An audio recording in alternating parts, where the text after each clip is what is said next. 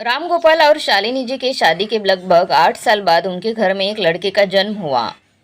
बेटे को जन्म देते ही राम गोपाल जी की पत्नी की मृत्यु हो गई, जिसके बाद राम गोपाल जी ने ही अपने बेटे को पालने पोसने का जिम्मेदारी उठा ली। लेकिन रिश्तेदारों ने उन्हें दूसरी शादी करने का सुझाव दिया, लेकिन उन्होंने शादी करने से साफ मना कर दिया, क्योंकि वह अपने बेटे बेटे पर सौतेली माँ का साया नहीं पड़ने देना चाहते थे। वो अपने बेटे को पढ़ने लिखने के लिए की जान से मेहनत कर रहे थे।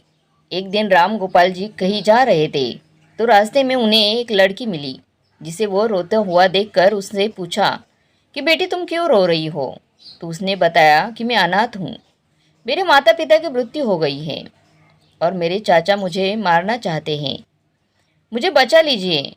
तो वो उस लड़की को अपने घर ले आई, जिसके चलते वह अपने बेटे के साथ साथ उसका भी पालन पोषण करते थे।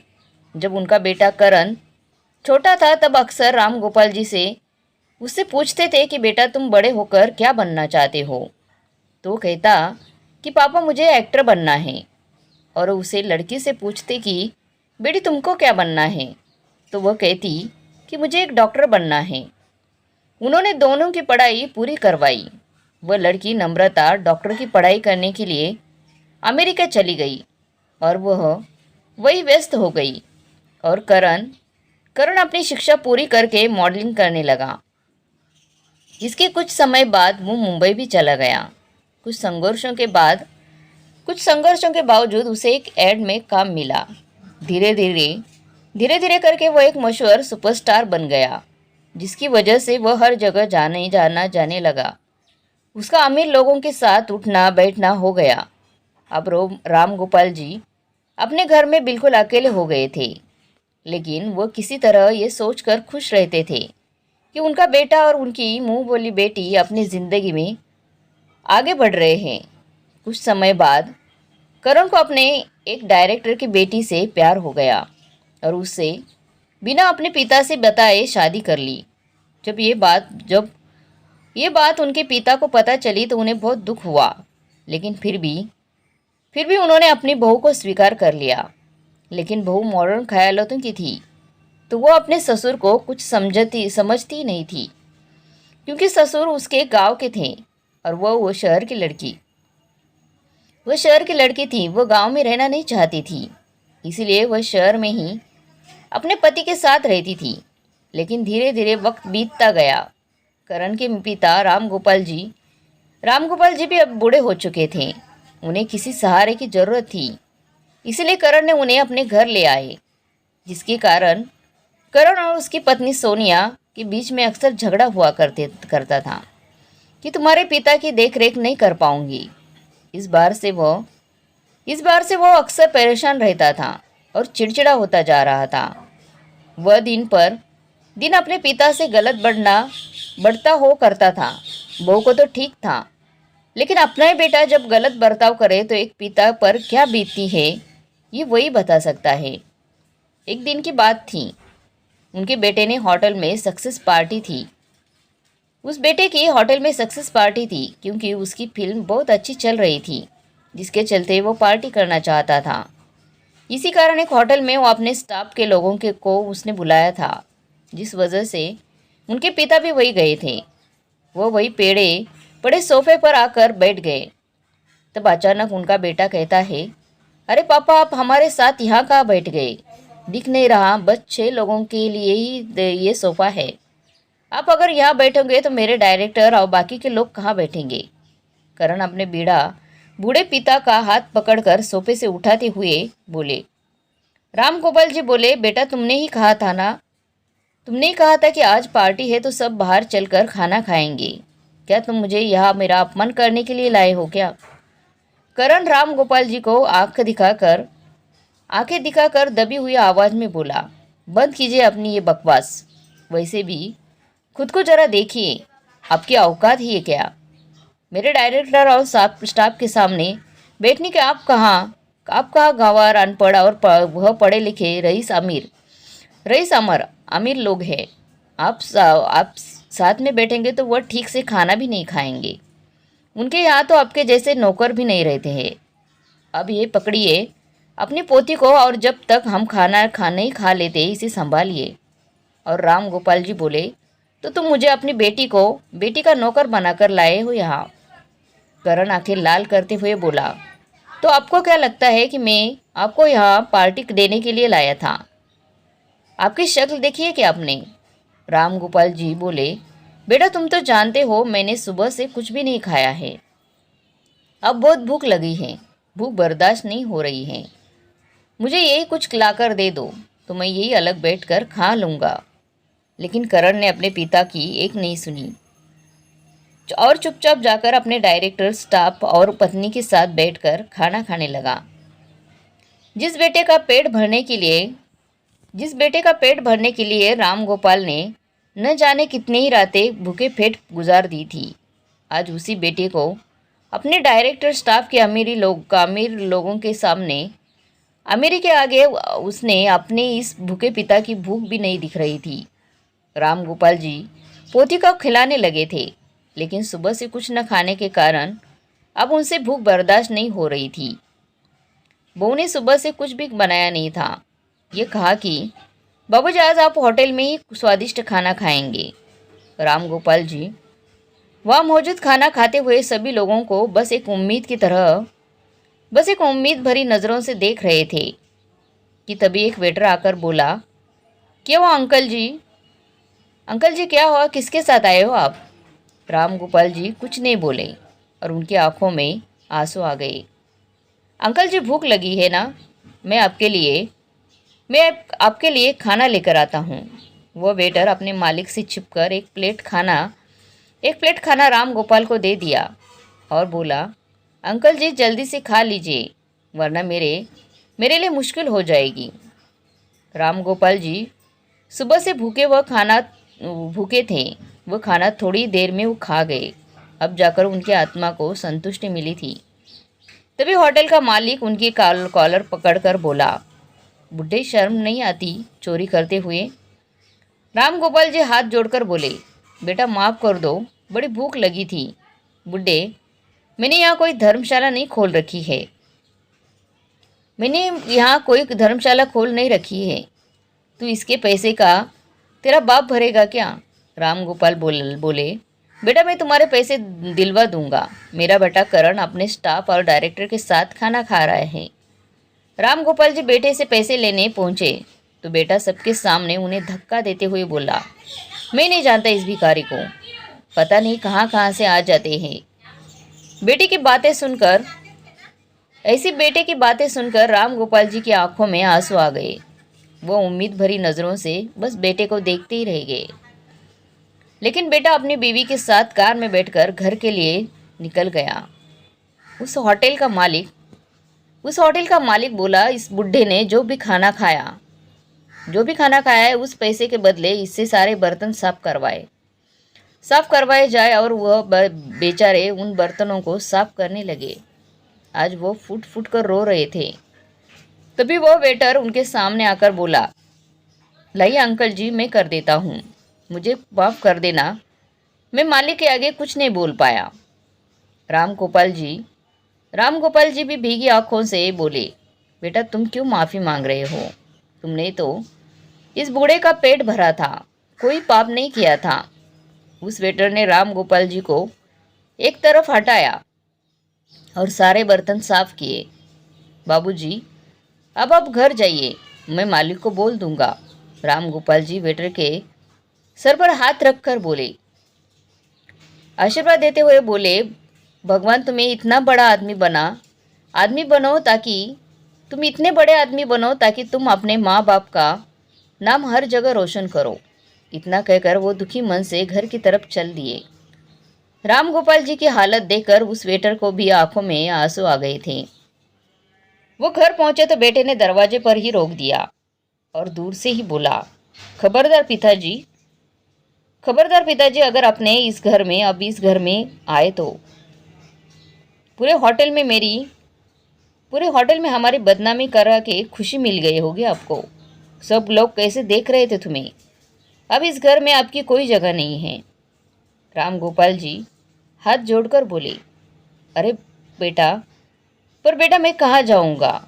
मुझे घर के कोने में रहने के लिए जगह दे दो, मैं वहीं पड़ा रहूँगा। अब मेरी ज़िंदगी बची ही कितनी है? पिताजी कहता है, पिताजी लगता है आप ऐसे नहीं मानेंगे। वहाँ से वहाँ से ज़बरदस्ती ले जाकर एक वृद्धाश्रम के गेट पर छोड़ दिया उनको। लेकिन जिस वृद्धाश्रम में वो अपने बाबूजी को छोड़ने आया था, उसे पता भी नहीं था कि वह वृद्धाश्रम किसका है। राम गोपाल जी हाथ जोड़कर बोले, ऐसा अन्याय मत करो बेटा, अपने बूढ़े बाप को इस तरह से यहाँ छोड़कर मत जाओ। मैं किसके सहारे जीऊँगा? आखिर आखिर इस वृद्धाश्रम में मेरा है ही कौन? क्या तुम भूल गए मैं तुम्हें अपने कंधे पर बैठकर स्कूल छोड़ने जाता था, तुम्हारे हर अरमान पूरे करता था, अपने लिए कोई चीज़ नहीं खरीदता, पर तुम्हारे लिए कभी किसी चीज़ की कमी नहीं पड़ने दी, कभी कमी नहीं होने देता था। और आज तुम अपने बाप को घर से ज़बरदस्ती यहाँ वृद्धाश्रम ले आए, सिर्फ अपनी पत्नी के कहने पर। नहीं बेटा, ऐसा अन्याय मत करो। राम गोपाल जी अपने बेटे करण से रो रो कर कहने लगे थे। करण उन्हें खुद से दूर करते हुए बोला, बस बंद करो, बंद करो अपना ये नाटक, और याद रखो यहाँ नहीं रहोगे तो किसी दिन सड़क पर चलती हुई गाड़ी के नीचे आ जाओगे और भूखे मरोगे। पर मैं अपने घर में तुम्हें दोबारा नहीं ले जाऊंगा। अरे आपके रहने के पूरे के घर की शोभा खराब हो जाती है। आपकी वजह से मैं अपने यार दोस्तों को भी घर पे नहीं बुला सकता हूँ। ऊपर से सोनिया भी अलग अलग नाटक करती रहती है कि वो आपके लिए खाना नहीं बनाएगी, आपकी सेवा नहीं करेगी। आपकी सही जगह वृद्धाश्रम ही है। मेरा बस चलता तो किसी रेलवे स्टेशन पर छोड़ देता। बेटा मुझे पूरे पुराने घर पे छोड़ दे, मैं वही गुजारा कर लूँगा। करण हंसते हुए बोला, कौन से घर की बात कर रहे हैं आप? अभी 2 महीने पहले ही जो अपने कागज़ों पर साइन किया था ना, वो इस घर के बेचने की कागज़ थे। वो ये घर बेचने के ही कागज़ थे। वो घर बिक चुका है पापा। राम गोपाल जी बोले, क्या तुमने घर बेच दिया और मुझे बताया तक नहीं? उस घर में तुम्हारी माँ की कितनी यादें थी। माँ की यादों का क्या करूँगा मैं? उनके साथ उनकी यादें भी चली गई, और आज आपसे भी छुटकारा मिल जाएगा। ठीक है बेटा, जो बीमा का पैसा टूटा था उसे बैंक में जमा कराया था, वही निकाल लेता हूँ। उन्हें लेकर 4 धाम की यात्रा पर चला जाऊँगा और वही रहूँगा। पर मैं यहाँ नहीं रह सकता। इस शहर में मैं किसी को नहीं न जानता। उनकी बात सुनकर करण हंसते हुए बोला, अच्छा आपको क्या लगता है घर आपके बिना बताए मैं बेच सकता हूँ? तो क्या आपके जो बैंक में आने वाले पैसे आपके नाम जमा करवा दूंगा? वो पैसे तो मैंने खर्च कर दिए पापा। अरे इतने बड़े शहर में फ्लैट लिया हूँ, गाड़ी ली, वो सब उसी पैसे से तो लिया हूँ। और वैसे भी आपके मरने के बाद सारी संपत्ति मेरी थी, तो आपके जीते जी मैंने ले ली। इसमें कौन सी बड़ी बात है? आपको पैसे चाहिए? 1 मिनट रुकिए। करण ने अपनी जेब से 2000 रुपये निकाले और उनके हाथों में देते हुए बोला, ये लो पापा, और आज तक जो आपने मेरे लिए किया है उसका मुआवजा, इसका ये मुआवजा है। इतना कहकर वो वहाँ से चला गया।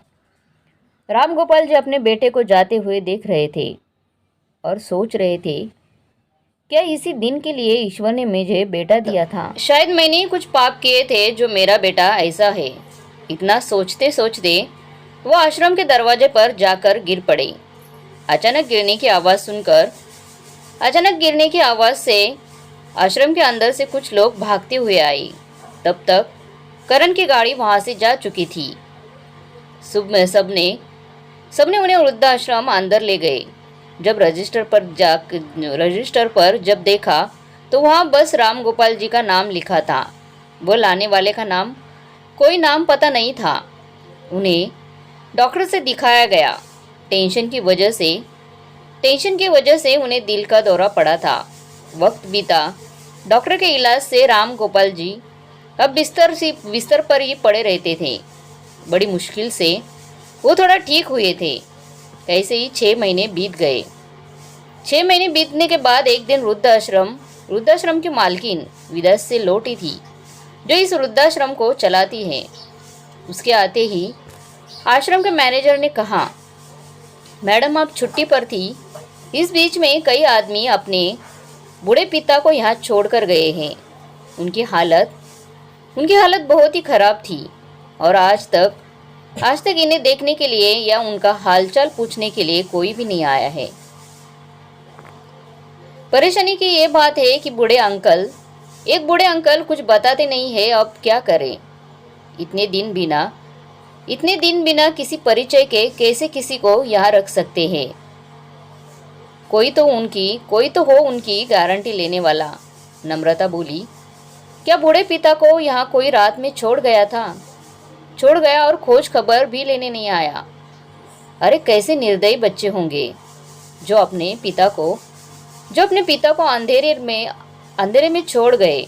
जब इंसान को बुढ़ापे में अपने बच्चों की जरूरत ज़्यादा होती है तो कोई अपने माँ बाप से ऐसा व्यवहार कैसे कर सकता है?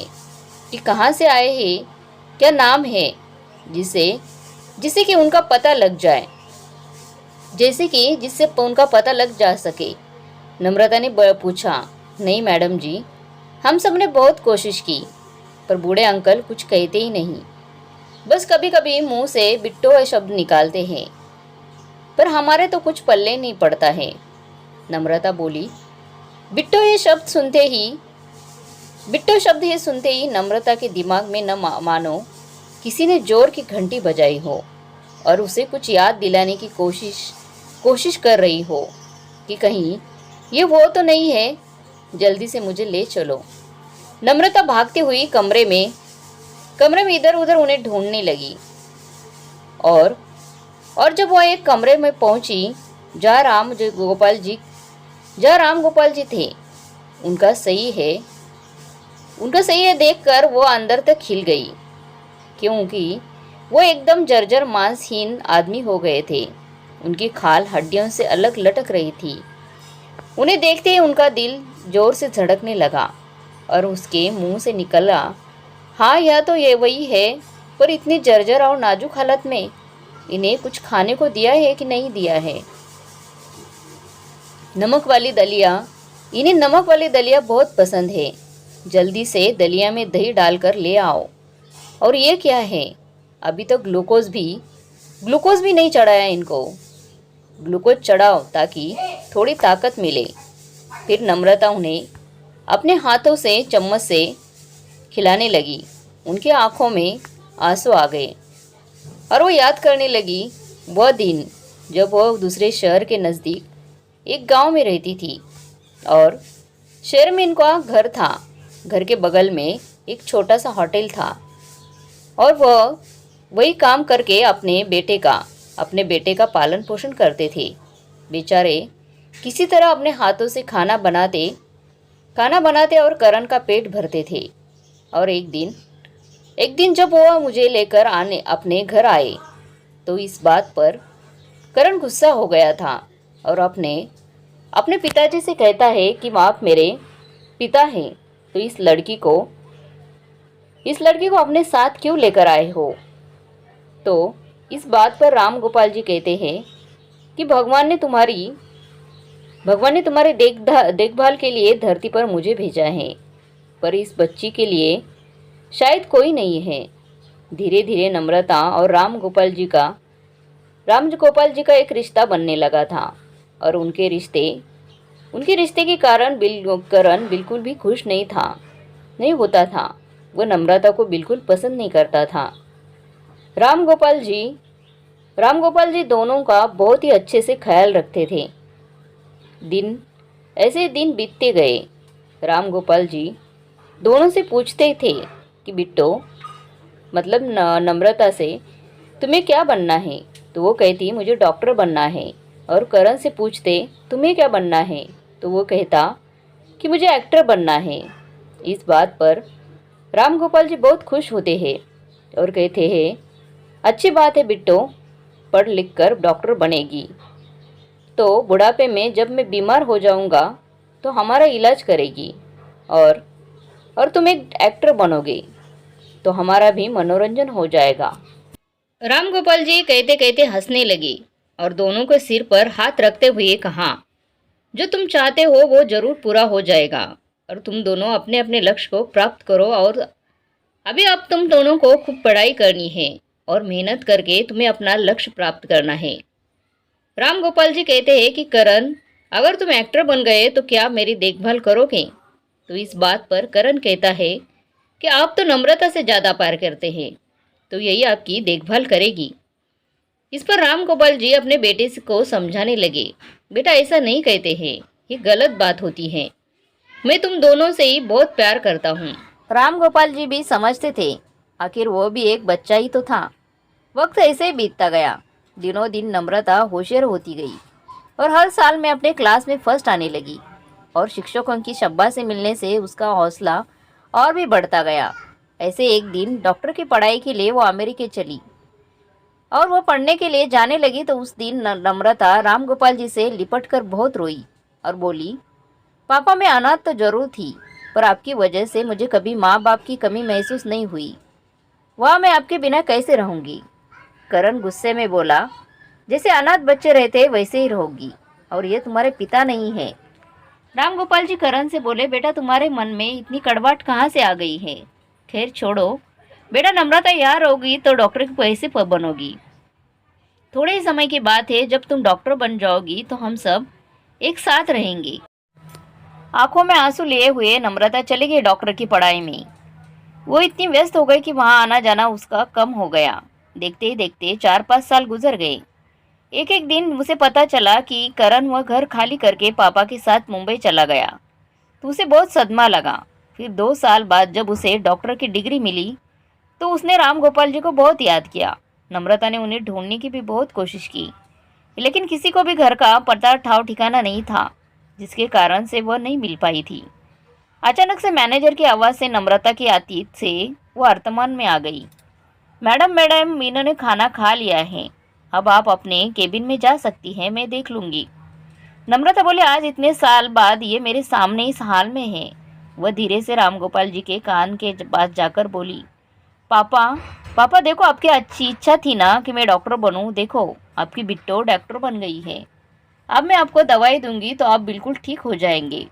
थोड़ी देर के लिए राम गोपाल जी ने आंखें खोली। उनकी आंखों में एक चमक थी, पर तुरंत वो चमक गायब हो गई। और वो बोले, तुम कौन हो बेटी? मुश्किल से उनके मुंह से आवाज़ निकली तो नम्रता की आंखों से आंसू बह निकले। नम्रता आश्चर्य से उन्हें देखने लगी और सोचने लगी, पापा कहते थे आपकी तुम कितनी भी बड़ी हो जाओ, मैं भीड़ में भी तुम्हें पहचान लूँगा। मेरी याददाश्त इतनी तेज है और आज वो मुझे ये कहते हैं। नम्रता की आंखों से आंसू बहने लगे और उनका माथा सहलाते हुए मैनेजर बोली, मैडम आप रो रही है, क्या आप उनको जानती है?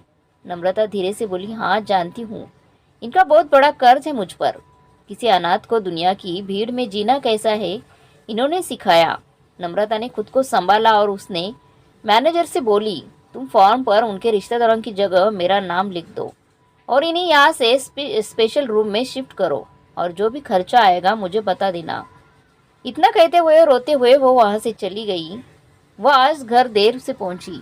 उसके पति आशीष ने जब कारण पूछा तो नम्रता ने सारी बात बताई और बोली, करण का स्वभाव बचपन से ही अच्छा नहीं था, वो शायद आज भी वैसा ही होगा, तभी तो वो पापा को वहाँ छोड़ गया। इसका मतलब वह इसी शहर में है। मैं उसे कभी माफ़ नहीं करूँगी। जो इंसान किसी अनजान के लिए इतना सोच सकता है, सोचो वह अपने बेटे के लिए क्या कुछ नहीं किया होगा। उन्होंने उसे अपना भाई समझती थी, सोचती थी कभी मिलेगा तो उसकी हर संभव मदद करूँगी, क्योंकि पापा ने जो मेरे लिए किया वह मैं कभी नहीं भूल सकती। आशीष बोला, जो अपने पिता का सगा नहीं हुआ वो तुम जैसे अनाथ का भी कभी सगा नहीं होगा। फिर भी तुम जो करना चाहो मैं तुम्हारे साथ हूँ। अगले दिन आशीष नम्रता के साथ वृद्धाश्रम पहुँचा तो राम गोपाल जी को वहाँ देखकर उसके पैरों तले जमीन खिसक गई। उसने कहा, इन्होंने ही आशीर्वाद दिया था, शायद इस कारण आज वह इस लायक है कि उनके जैसे कितने ही लोगों की रोज़ वो मदद करता है। यहाँ तक कि उसने अपने शहर में अपना एक नया होटल तक खोल लिया है। वो तो अक्सर आज राम जो गोपाल जी को याद करता है। सोचा था कि कभी मिलेंगे तो उनका शुक्रिया अदा करूँगा, लेकिन नहीं पता था कि वो इस हालत में मिलेंगे। उन्हें देखकर आशीष आशीष ने नम्रता को जब उसने सारा सच बताया तो उसका उसका गुस्सा 7वें आसमान पर चढ़ गया। नम्रता ने वृद्धाश्रम में राम गोपाल के साथ एक वीडियो बनाया। उसमें करण के लिए एक संदेश भेजा।